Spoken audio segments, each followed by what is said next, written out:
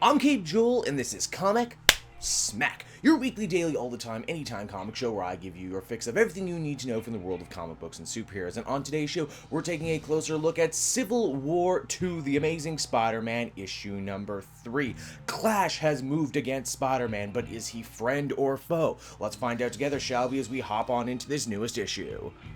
Alright then, so as the comic opens up, Peter Parker is still beating himself up over how he handled the Clayton Cole situation. Harry says that this is an adult they're dealing with, and sometimes you can only try and help a person so much they have to help themselves in the end. Harry, of course, speaking from a lifetime of experience when it comes to costumes and supervillainy. When we do eventually meet up with Clayton Cole again, he has donned the Clash costume and has gone to meet Mendel Stromm, the Robot Master. With Clash's help, Stromm plans to rob Parker Industries and blame the heist on Harry Osborn, the son of his former business partner and a man he hates more than anything else. Only, here's the thing, Clash proves to be better than what Stromm is selling because he quickly chooses to turn on the villain and fight him instead. Of course, Stromm isn't an idiot, in fact he's a genius, so he's already retrofitted his robots to withstand sonic attacks from Clash. Spider-Man eventually joins the fray, and it is with much reluctance that he chooses to go after Robot Master while Clash deals with the remaining robots. Perhaps one of my favorite jokes of this issue is Peter poking fun at that weird organic robot that follows Robot Master around and envelops people, that thing that looks like a walking, talking hentai accessory. Now, when it actually comes time to deal with the massive mechanized menace, Clayton Cole is sadly very much out of his element. It's been a really long time since he put on the suit, and even then he wasn't an expert combatant. Luckily though, he does have his big science brain to fall back on, and he figures that perhaps if he can use his suit not to shoot sound waves, but more or less use vibration, he can break the robots apart, which he does. Now, you would think after helping to save the day he would get a big high five from Spider-Man, and he does, sort of. Spider-Man says that Peter Parker isn't mad at him, he can keep his job and they'll try and square things with the parole board. But Spider-Man really tries to hit home that Clash did something wrong here. He broke his parole, he worked with Sonics, and if he wants to continue to work for Parker Industries, he's going to have to agree to never touch a Sonic thing ever again,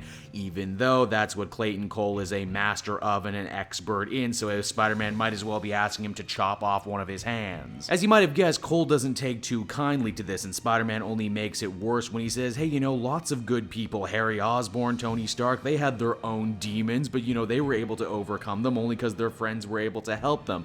Cole takes this to saying that he's the same as an alcoholic or a crazy person just because he likes to work with Sonics. And just when you thought we may have swerved completely past Ulysses' prediction, Cole ends up attacking Spider-Man as the comic ends. Civil War II Amazing Spider-Man number 3 was a comic I was with for 90% of it. The previous issue did a really great job sympathizing Clayton Cole to me, and I was really hoping for the best for him. So you can imagine I feel like the rug has been pulled out from under me just a little bit when he breaks bad anyway at the end of the story. Yeah, I know they're trying to make this connection that being a supervillain is a lot like being on drugs, and you know, you can only change when you really want to change, but Peter really did push the issue here in a way he shouldn't have. And you know, I gotta ask, considering that this story isn't over, where is it gonna go from here? Is Spider-Man just going to defeat Clash like he did before? Or will Clayton Cole flip-flop again back to the good side and prove that Ulysses' predictions aren't always 100%? I don't know, I guess we'll have to keep reading to find out. That being said, I would give this issue a 7 out of 10. Hey everyone, thanks so much for watching my newest video. I hope you enjoyed it, and while you're here, why not check out another video I have on offer? Or maybe if you're feeling in a supportive mood, you want to like or subscribe. And if you want to support the creation of more videos just like this one, then please by all means check out the Cape Joel Patreon. A little bit goes a very long way, and I will see you all next time.